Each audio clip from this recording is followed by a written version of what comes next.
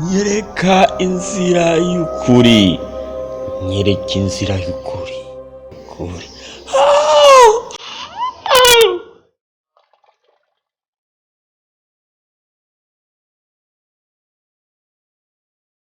Nyereka inzira y'ukuri.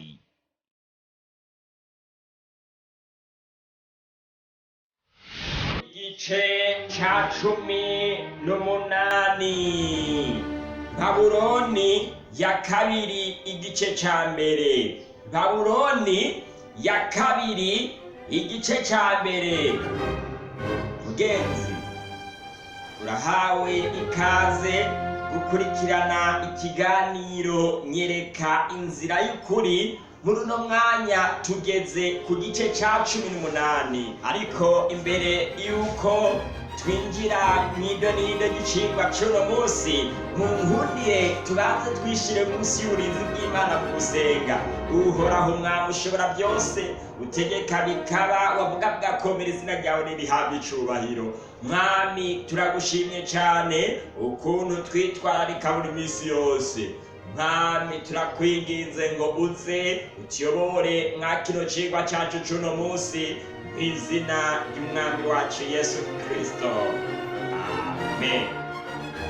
Nk'uko nari mpejeje kubivuga, icigwa turiko ni ca 18, igice ca mbere, kivuga ngo Babuloni ya kabiri.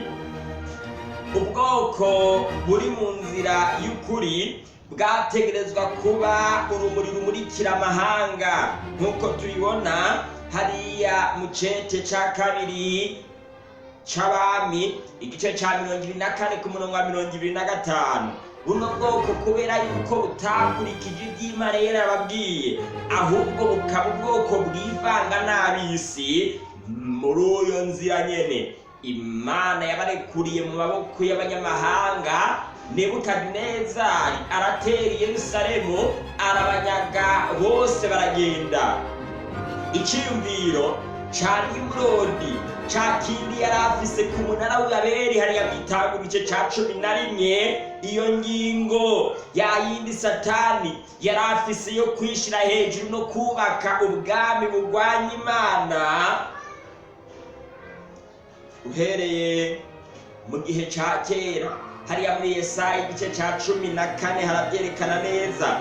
Byose byarongeye kubaho, biza kuba mu gihe ca Babuloni ya kabiri, Babuloni ya Nebukadinezari, nk'uko byari bimeze kuri Nimurodi igihe co ku munara w'Ibabeli. Babuloni ni ijambo risobanura ngo irembo ry'Imana nyinshi. Ino Babuloni ya Nebukadinezari kubera iki yitwa ngo irembo ry'Imana nyinshi? Nebukadineza ahantu yatera yaca agenda nyaze imana zabo. Byitwa yuko yafashe igihugu ari uko yanyaze imana z'abo bantu. Muri ubwo buryo yaca ajana i Babuloni.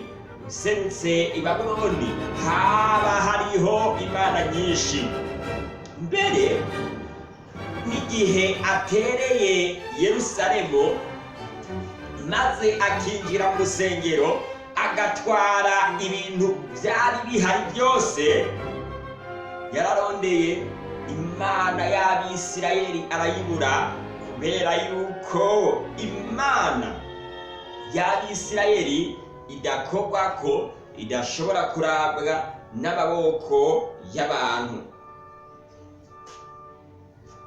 Igitabo ca Daniyeli kirerekana Babuloni yishira hejuru, kandi kirerekana Babuloni yiyerekana. Ni kuvuga ngo mu gitabo ca Daniyeli turabona ukuntu Babuloni yiyerekana, ukuntu yishira hejuru irondera kuja mu cimbo c'Imana. Ariko kandi igitabo ca Daniyeli naco nyene kiratwereka yuko Imana nayo nyene yiyerekana nk'Imana mu gitabo ca Daniyeli. Daniyeli igice ca kabiri ku murongo wa 37 hamwe n'uwa 38.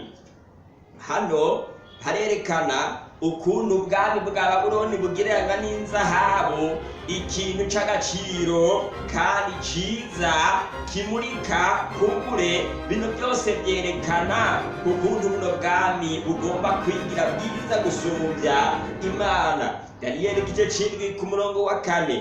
Babuloni yagereranijwe n'intambwe ifise amababa y'inkukuma, kandi muri Daniyeli igice ca 5 Belushaza yarihayagije kugeza naho agenda kunywera ku bikombe byari bigenewe Imana.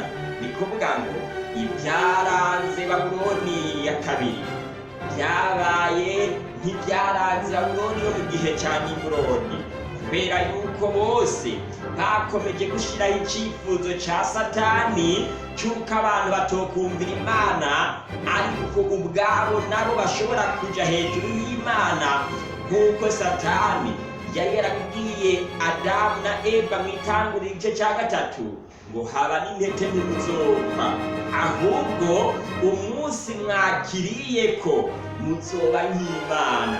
Imana yabamujije kujya ku giti kuri icyo giti gitandukanye cyiza n'ikibi, kubera yuko izi neza mukiriye ko mwongana nayo, mbere mukanayiruta. Kino nicyo cyifuzo cya Satani, agomba kwereka abantu yuko bagomba kuruta Imana. Igihe Daniyeli yari ahegeje gusobanurira Nebukadineza inzozi Nebukadinezari yari yarose, Nebukadinezari yahisemo gushiraho ikindi gishushanyo kinini mu kiyaya c'Idura. Ushaka kubitahura ucukurikirana icigwa kibivuga ko neza. Mbere ushaka gukurikirana ubusiguro bw'indoto umwami Nebukadinezari yarose, ucura mu byigwa byatanzwe. Hari ikiganiro mu gihugu c'ibyiza kibisobanura neza. Imana yarigaragaje. Daniyeli igice ca 4 ku murongo wa 28 gushikara ku murongo wa 37, aho Nebukadinezari yajanywe mu ishamba arisha nk'ibikoko. Imana ifise intumbero yo kwerekana yuko ariyo Mana ihambaye.